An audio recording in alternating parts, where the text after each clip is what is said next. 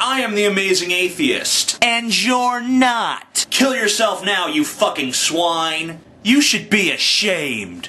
Alright, these are questions asked by the people, of the people, to the people, for the people. Yeah!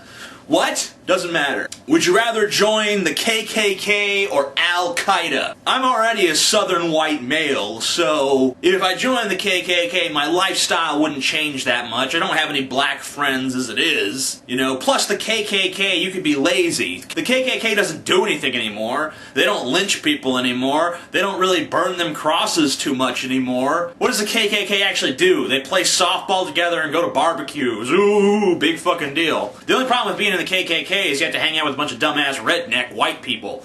And I'm racist against white people. I don't want to fucking deal with that shit. But I certainly couldn't be a member of Al-Qaeda because they have to do shit. You know, I might be expected to be a suicide bomber at some point. That doesn't sound like any fun. You go into a building and blow yourself up and for Allah, you get 72 virgins. I'm like, can I see some authentication of this? Like, can you verify these facts for me? No, you do! Faith! That's not really my strong point. Amazing atheist. Don't really have too much of the faith thing going on. Sorry. You show me proof of these virgins and I will gladly blow up those children. If I'm gonna get some jailbait ass in magical Allah's palace, I will kill those children. Failing that, I'm gonna go do something else. What do you think of the energy crisis? I don't know what the fuck that is, honestly. I mean, I asked Scotty, but he's all like, get the fuck away from me, you idiot, so I don't fucking know. When it comes to storytelling, what works of art inspire you? I kind of fucking shortened that because the original question was long and fucking stupid, but I just boiled it down to what it actually meant. My approach to writing fiction is that I just figure out a number of things that I like and I try to make them all fit into one story. Like if I'm like, I want ninjas and dragons and donuts, and I'm like, oh, that's all fucking, I'll figure something out, you know, a guy who eats donuts and fucking rides a dragon and fights ninjas, and there's a fucking book. This is probably a terrible way to write. I'm not condoning this. I'm not saying this is like a good literary method, because it's not. Like a samurai with like a fucking giant dick who uses it like as a lasso because he's also a cowboy. And people are like, what the fuck is this, TJ? This is the stupidest story I've ever read. I'm like, it's great! What are you talking about? Shakespeare is fucking like, I have been dethroned! You know, that's how it goes. This is a style I call awesomeism, where we just try to shove as much awesome as we can into as little space as possible. What is the oldest that a woman can be and you would still do her? 63? Seems like a good age. TJ, how does what you're doing now compare to what you thought you would be doing when you left high school? I thought I was going to basically grow up to be like a bigger, more awesome version of Marilyn Manson. And it turns out I'm actually a smaller, lamer YouTube celebrity version of Marilyn Manson. So, you know, without makeup or a cool get-up or music, my life pretty much sucks. Which, if any, is your favorite book by Richard Dawkins? Dawkins has yet to write a book about his sex life. When he does, that will be my favorite book. As far as other books, I've gotten through about half of a number of his books, but I've never finished one because they're boring. Regarding economic theory, which one do you think the government should adopt? I want the government to give me a free toaster every now and then. As long as that's the case, I'm happy. As long as we're basically free to live our lives as individuals and do what we want to do and are not encumbered by government intervention or the intervention of our fellow citizens, then I'm happy. I think that is the only thing that matters to me.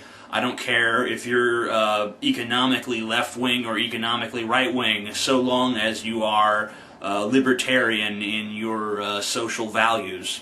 How would you kill Sean Hannity if you had an infinite budget? Well, I'd build a time machine, then I would go kill Sean Hannity, then I would travel back in time a minute and I would kill him earlier, then I would kill him a minute earlier, then I would kill him a minute earlier, then I would kill him a minute earlier, then I would kill him a minute earlier, going all the way back to his fucking childhood, kill him as a child, kill him as a baby, kill his mom, kill his dad, keep killing his ancestry back to the fucking beginning of time until eventually I was killing my ancestors too, and we had some kind of terrible grandfather paradox going on. Have any lesbian couples taken you up on your offer to impregnate one of them? No. You know, I want my kid to be raised by lesbians. I don't want him to have some dad hanging around fucking beating him and like, yeah, you're gonna get the belt, boy, and that kind of shit.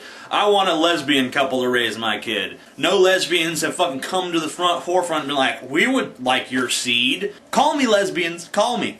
Would you rather be anally raped by Jabba the Hutt or stripped naked on national TV? And I say, why can't I do both? I'll be stripped naked on national TV and then ass raped by Jabba the Hutt. Why not? I'm a fame whore, and I know that if I was the guy who got naked on TV and then was raped by Jabba the Hutt, I'd be pretty fucking famous. People would know my name. I could write a book, what it was like to be naked on TV and raped by Jabba the Hutt, and people would be like, wow, this is a good book. Oh, look at his humiliation. It's hilarious to me, but he's actually a pretty good writer, whatever. You only live once. What's the fucking problem with being humiliated and anally raped every now and then? Do you believe in the concept of truth? It says right on my website, friend, the truth is that there is no truth. And that's the truth, somehow. What do you do for a living? Yo mama, bitch! If you had to have sex with an animal, which animal would it be? I'd have sex with a crocodile because then there's a manliness factor there. You know, other guys be talking about their conquests like, oh, I fucked this bitch with huge tits. You'd be like, yeah, well, I fucked a crocodile, bitch.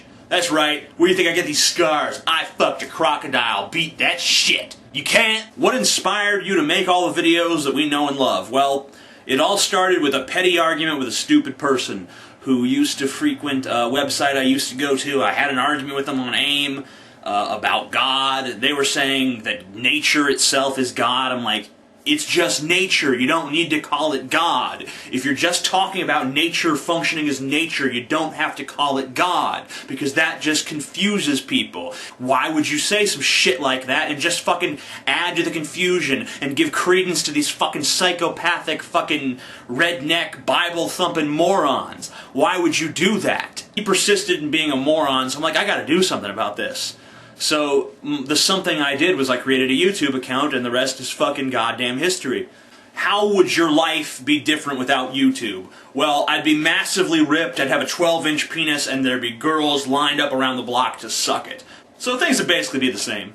Do you think the Bush administration should be investigated for torture and wiretapping and all that good shit? No, but I think the people of this country should form an angry mob and round all those bastards up and burn them at the stake. What is your writing process? My writing process consists of me staring at a blank screen and crying for several hours. I want my hat now. Boom! Good times. If you were the leader of the world, what would you do? I would leave the world to its own devices as I pursued strange, bizarre sex acts with numerous odd partners. If you awoke from a coma to find that everyone in the world was suddenly named Bernard, would you want to know why everyone was named Bernard, or would you want to shake the hand of the only person named Steve? Well, I wouldn't be able to shake the hand of the only person named Steve, because if everyone was named Bernard except for one person, they would all get together and kill that one person for being different. Why do you bash conspiracy theorists when you talk all the time about how they are trying to control us? Okay, here's why. Because that's not a fucking conspiracy. It's right out in the open. The fucking corporations and the government are trying to control you. That's why they have a police force that tries to tell you what to do. That's why they have commercials all over television telling you what to buy, what will make you happy to have. There's no big secret. There's no conspiracy. They're trying to fuck you in the open. They whip out their dick on television and they say, we are going to fuck you with this dick, and you will pretend to like it. It's not a conspiracy. They're openly evil, and we're openly tolerant of said evil. This question video is over. Fuck y'all. Bye.